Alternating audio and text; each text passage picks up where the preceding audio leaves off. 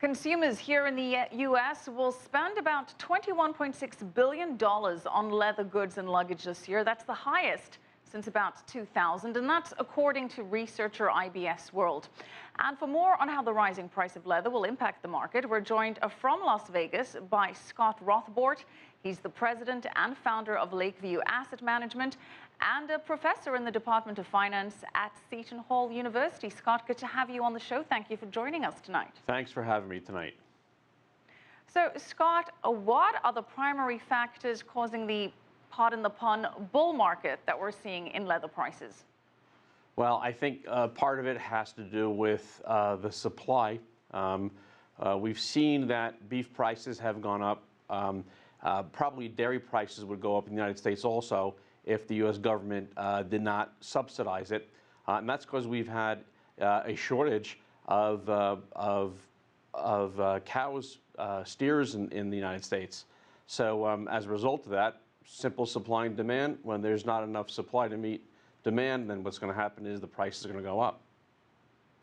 Well, Scott, if it's a supply issue, then can't cattle farms just breed more animals to try bring down the prices? How long does that cycle take? Well, they certainly can. The problem is that there is cost behind that as well. Not only, you just don't kind of let the cattle roam around and say, well, go ahead and breed and make more cattle for us. You need the facilities, you need water, you need the feed for them. And all that is quite expensive. You also need the infrastructure in terms of making sure that you have the right slaughterhouse. You've got enough people to help you with the operation. So it isn't as simple as kind of turning on a spigot and saying let's all of a sudden produce more cows. And I certainly think they will. But after we saw for many years where there was actually a contraction in industry, they've over-contracted perhaps. Now they need to expand more, and they'll have to figure out how to do that. All right, well, clearly it takes some time for more cattle to be bred. So how long can we expect this run in high leather prices to continue? Oh, it can continue for a while. Look, we've seen a lot of the commodity markets run very high for very long periods of time, whether it was gold or oil or some of the grains. It can continue for quite a long time. And then we know how it all ends, and it all ends by the markets coming crashing down. We just don't know when that's going to happen. Well, in the meantime, during this bull run, who stands to benefit the most from these high leather prices? Well, certainly the cattle ranchers are going to benefit the most because now they can demand higher prices for the same amount of goods they sold in the past. So they're probably the best position right now. Let's talk about how this affects the luxury good markets. Retailers and manufacturers, they're going to have to pay more for this leather. So how does this impact their bottom lines? Are they just passing on the costs to consumers? Well, for the most part, they do pass on those costs. When you look at the high-end luxury retail goods market and you look at their customers, they tend to have customers from two classes. One is the upper income class. And those people are not price sensitive at all. So if, for instance, Coach were going to raise the price of their handbags, a typical purchaser from the high income bracket really wouldn't care about what that price is. They want that particular item. They're willing to pay what the market bears. And a lot of these people also are very brand sensitive.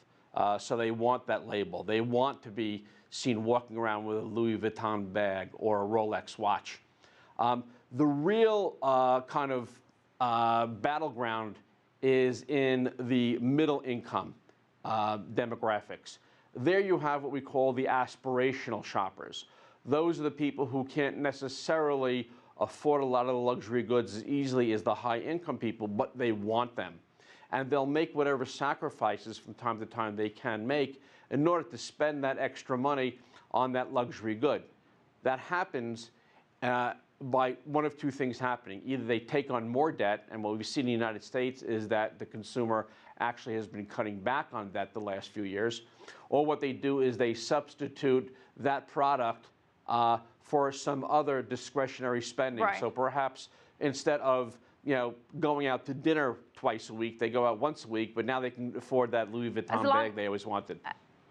as long as they have that high-end luxury handbag. But Scott, okay, so this may not impact the high luxury retailers so much, but what about those that are making low-end items? What are the alternatives? Are they going to be making things out of canvas, out of fake leather? Who stands to benefit from that point of view, from the alternative market? Very quickly, if you will.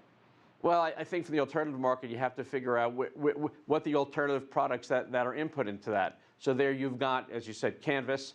Also, some of these low-end products are made from petrochemical goods. But as we see, the price of petrochemical goods are going to be coming down. So I think that the low-end consumer is probably not phased at all, because they're not going out there buying the high-end goods. If anything, what they'll see perhaps a reduction in some of the cost of these low-end goods, as a lot of people gear up to produce more of them and introduce them into the marketplace. All right. Thank you so much, Scott Rothbort, President and founder of Lakeview Asset Management and professor at the Department of Finance at Seton Hall University.